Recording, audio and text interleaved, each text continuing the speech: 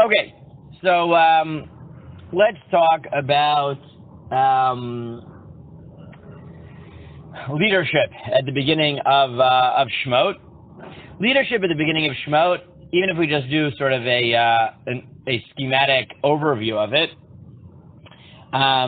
is really surprising in many ways, and I'll highlight two ways in which the leadership here is extremely surprising. Okay, first, when you think of Yetziat Mitzrayim, the Exodus story, right? I assume most people, definitely from reading Ben Chumash, probably even more so from having watched any of the movies that sort of, dramatize Shemot, which, to be fair, deserves it.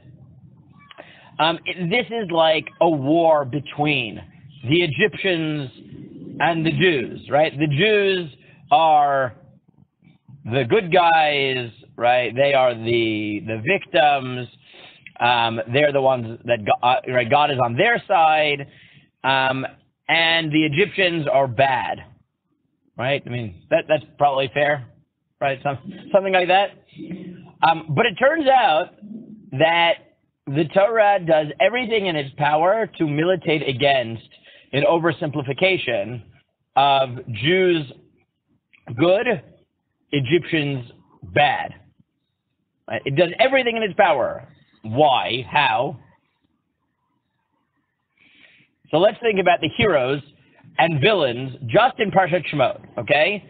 So, sure, Paro, villain, Egyptian. Got it. That fits the model. Moshe, hero, Jew. Great. That also fits the model. But then, after that, everything breaks down, right? So, hero, non-Jews, Egyptians. So, possibly Shifra and Puah, right? Because it's not clear exactly who they are. Midrashically, in one midrash, they're Yocheved and Miriam. In another midrash, Elisheva is one of them, right?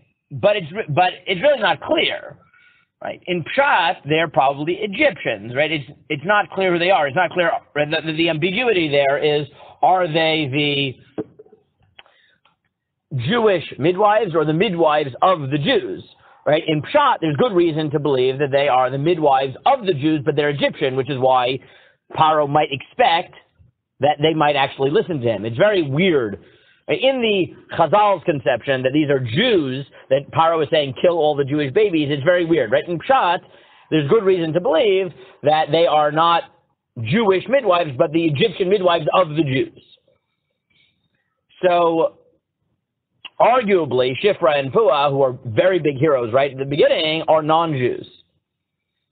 Not arguable is that Bat Paro is a hero of this story. And not only is she an Egyptian, but she is from the family of Paro, meaning she doesn't even get a name here, right? Chazal, based on the Rayamim, assume her name is Batya or Bitya, or however you want to pronounce it, depending, there are different pronunciations in different places, right? But it's very clear that she is, in the Psukim, not even described by name. She's just Bat Paro, right? Paro is evil, and Bat Paro saves Moshe.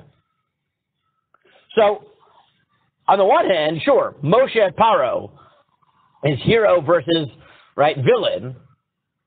But then the Torah complicates this story by saying, yeah, but Bat Paro, heroine.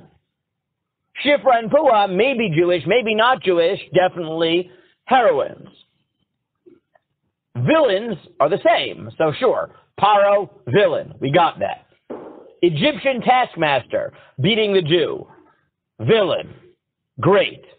But by the next psukim, who are the villains?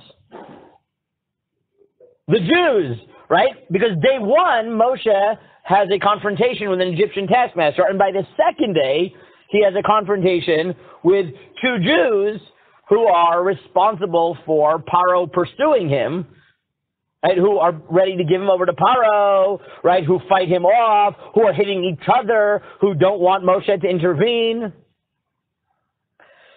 So, and this is something Rav Bazak points out very nicely, is that you look at this story, and as much as this sounds like a culture war between Egypt and the Jews, the Torah really doesn't like these, Right? The Torah is very much as people read the Torah and say, oh, Jews on top, non-Jews, right? Not, right? That's just like you read the first parak of, the first few paragraph of Torah, it's just not true. Right? Yes, Paro versus Moshe. But at the same token, the Torah is telling you, but maybe there are tendencies. In general, in this story, the Jews were the victims and were good. And the Egyptians were bad and they followed Paro. But that's not the whole story. Right? There isn't like some genetic spiritual quality that Jews are always good and the Egyptians are always bad. It just isn't true. Because Paro is good, but Paro is bad, but his daughter is a heroine. Right? And Shifra and Puah are heroines. And Moshe is good, but the Egyptians then end up in the same role as the Egyptian taskmaster the day before. So the Torah goes out of its way to highlight that the story is more complex. That yes, in general, this is the Egyptians versus the Jews.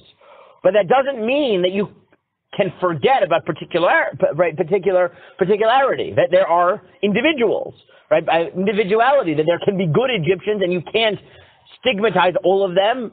Again, this is the nation who enslaved the Jews, and the Torah goes out of its way to tell you you can't stigmatize all Egyptians. And the Jews, while they're the victims and while they're the ones being persecuted, and while they're the ones that God is remembering, the Torah goes out of its way to tell you, but there are bad Jews too.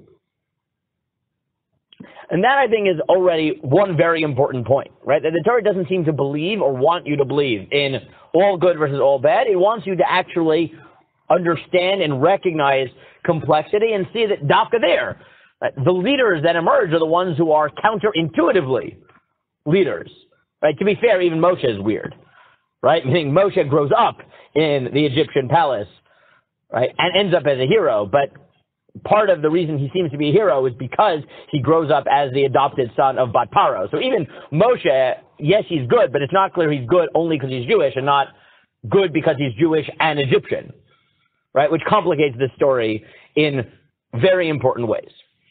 The second point about these leaders and heroes in the beginning, and this is something that Rabbi Sachs pointed out in Shemot 57:74, is that, and this is something that the Midrashim make a big deal of, but is really evident in Pshat when you think about it, is that if you ask for the hero of the Egypt story, so either you'll get God if you're thinking Haggadah, right? Okay, it's God and nobody else. But likely it's Moshe and maybe later on Moshe and Aaron. But in Shemot, even though Moshe is the hero, Aaron not quite so much yet, sort of by the end of the parsha he's involved, the heroes are primarily women.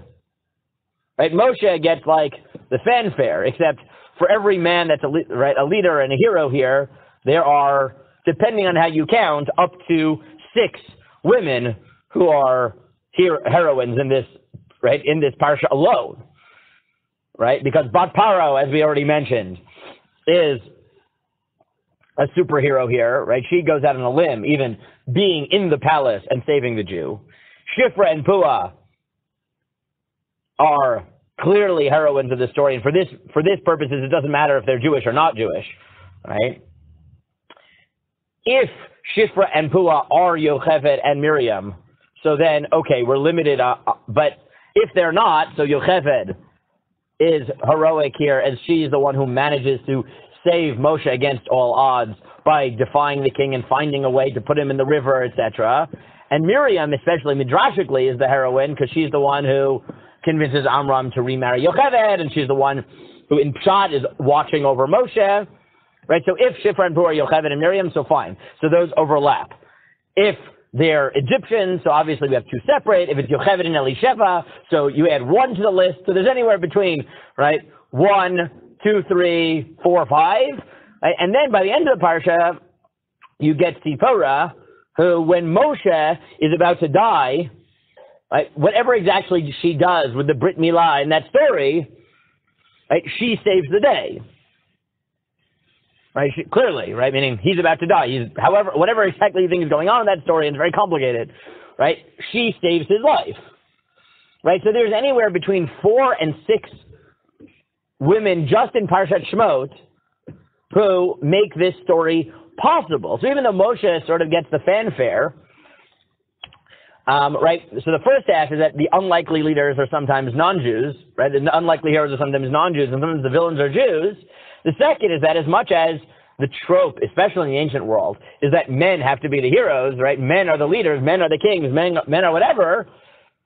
For every male leader, there are, depending on how you count, 4 or 6 women who are actually driving the story forward, which Chazal put very nicely in their midrash when they say that the Zchut Nashim Tzidkaniyot, in the merit of the women, we left Mitzrayim. Now, they mean all the women, right? But they basically take this trope and say, aha, you see, right, that the real heroes in this story are the women, even if you don't realize that.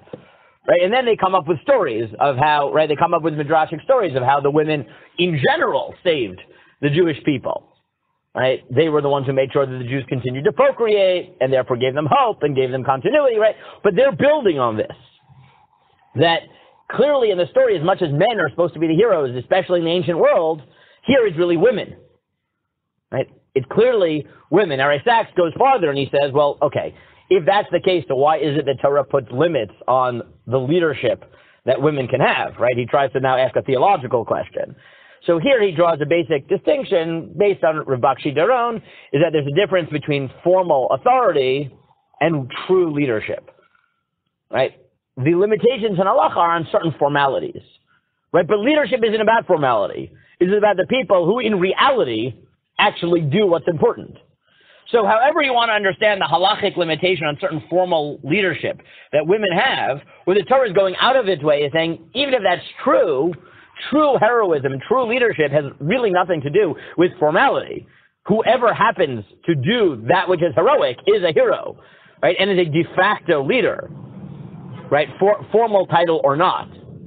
And so I think it's really striking that if you just go through Shemot, the first surprising thing is that as much as you think this is Jews versus non-Jews, Egyptians versus Jews, the Torah goes out of its way to tell you, no, there are some villains who are Egyptians, but there are also villains who are Jews, and there are some heroes who are Jewish for sure, but there are also heroes who are Egyptian, because as much as there are generalities, you can't forget that everyone has free will and recognize and appreciate that individuality. And the second is that yes, there are certain tropes that men are the leaders, and maybe even halachically, we say when it comes to formal leadership, men should fill that role. But to therefore overlook the less formal, but clearly equally important or almost definitely more important role that women have would be a mistake just because they don't have formal roles, right? They're not the one going to Paro. Fine, but for every Moshe, there's a Bat Paro and a Yocheved, Miriam, Shifra, Pua, and Sipora. Right? So it seems like even in just Shemot, the Torah is very much playing with our expectations and telling us that as much as you think you know about good and bad and Jew versus non-Jew and leadership and men versus women and all your tropes, right, they're not true. Right? Life is a lot more complicated, and the Torah brings that to the fore so that you appreciate what individuals do and don't try to fit them in all the boxes that we think make our lives easier to understand the stories, but in fact would give us a very distorted view of the complex reality that actually happened. Okay.